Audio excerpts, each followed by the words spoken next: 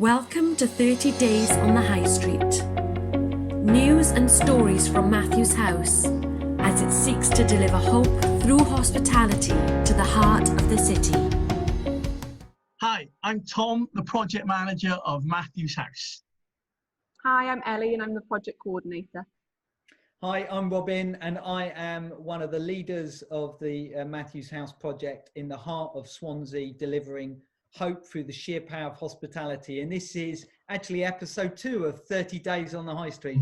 Video updates on stories and developments from Matthew's House. And we've got a little 10-minute timer here, but we're gonna ensure that this second episode, we're not even gonna become close to 10 minutes. This is a real quick one, just a couple of little stories and encouragements for you from our work involved in the Swansea Together collaboration, tackling the coronavirus and making sure that no one is forgotten in B&Bs and hostels in respect of food poverty and also the delivery of just hope itself. So I'm going to hand straight over to Tom, who's going to give you a couple of quick updates, quick stories, and then also we'll go over to Ellie and we'll see how we get on. But we're going to go well under 10 minutes this time.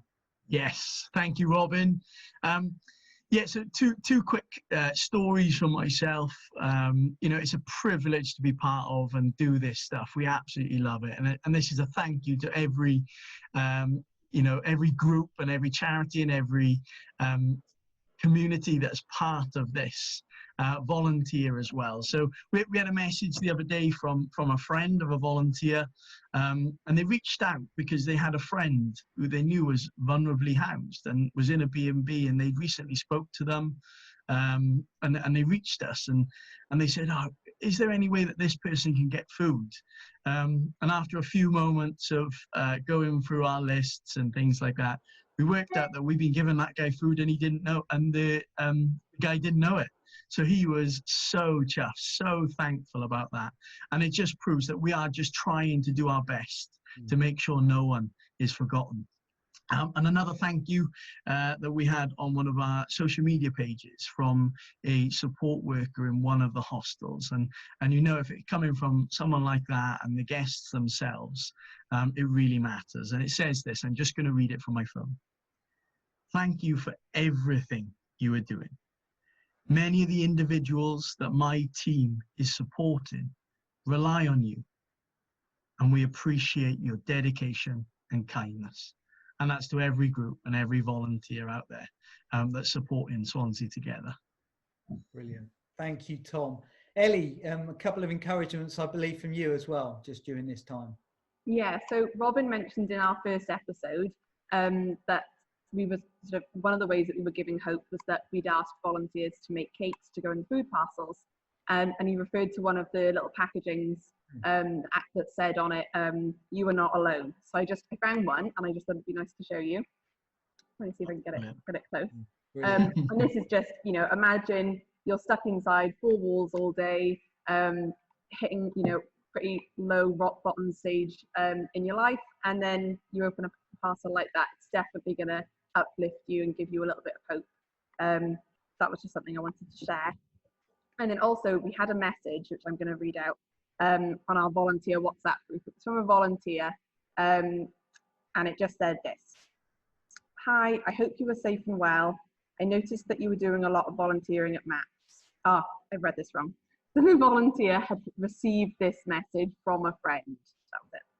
So, "Hi, volunteer. I hope you are safe and well.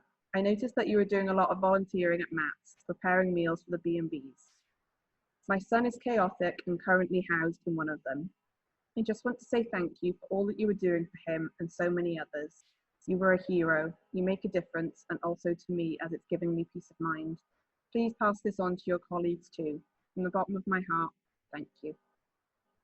Brilliant. Wow, that's pretty moving stuff, isn't it? One of the things we've always said at Matthew's House is everybody matters. Everybody is deserving of dignity, and everybody's got a mum, a dad, or extended family somewhere. It's very rare for them not to have that.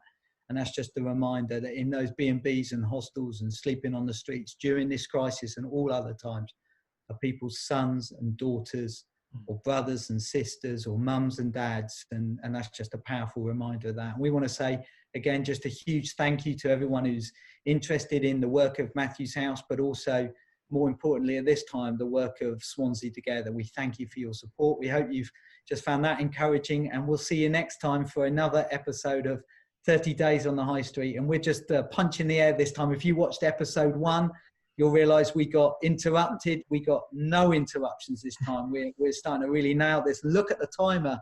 How good are we? We're well chuffed. We're going to go away and give ourselves a big pat on the back, and we'll see you next time. Goodbye all. Thank you. Thank you for listening to 30 Days on the High Street.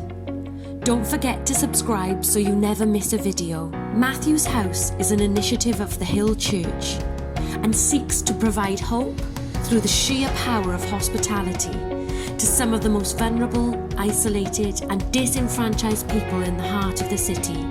To find out more or support our work, please visit www.matthewshouse.org.uk.